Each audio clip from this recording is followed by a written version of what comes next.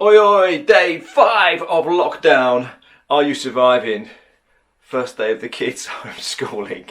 I'm sure we'll all get through it. So we need some encouragement, and today we're looking at Matthew chapter 5, which is the Sermon on the Mount, the greatest sermon ever preached.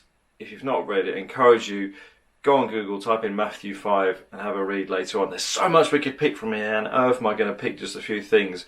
Well, I love the fact in verse 3, Jesus says, God blesses those who are poor, realise their need for God.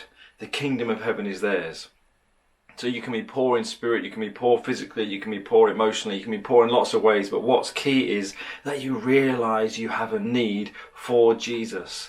Today, in the midst of all that's going on, maybe as you are struggling with anxiety, worry, stress, pressure, realise your need for God in the midst of these circumstances, because then the kingdom of heaven is yours. God's kingdom, his rule, his reign in your life will come close to you. And then Jesus says some incredible things we haven't got time to go into, but verse 8 he says, God blesses those whose hearts are pure, for they will see God.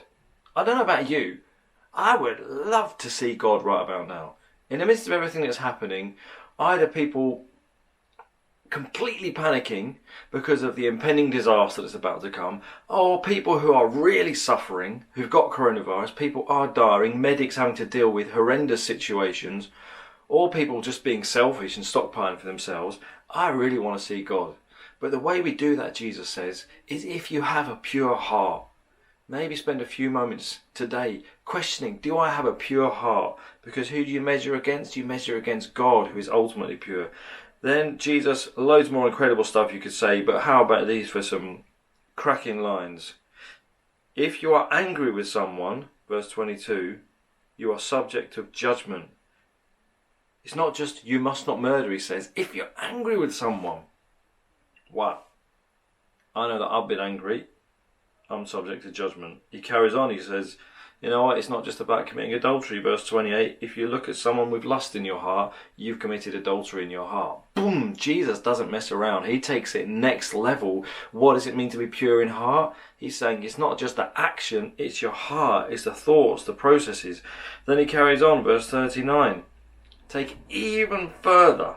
Said, you've heard it said, oh, if someone does something to you, do it back to them, an eye for an eye, a tooth for a tooth. But he says, don't resist someone evil. If they slap you on one cheek, turn the other one. Now, I don't think I've ever been slapped on the cheek, fortunately. But the thought process is, actually, if someone does bad to you, repay them with good. Love your enemies. Bless those who curse you. If someone pushes in front of you and gets the last toilet roll, don't pin them to the ground and rip it off them, but bless them. Because he says further on, verse 44, love your enemies. So you want to know what it means to be pure in heart. Jesus gives us some real rock solid practical examples, which actually out of those 4 or so we just looked at, 100% failed. And I'm sure you have too. Because he says in verse 48, you are to be perfect as your Father in heaven is perfect. Which is impossible. We cannot be perfect. No matter how hard you try, you will not be perfect. That's the whole reason that Jesus gave his life on the cross for you, to forgive you, to make you pure in the eyes of God, because his perfectness is given to you and your sin is given to him.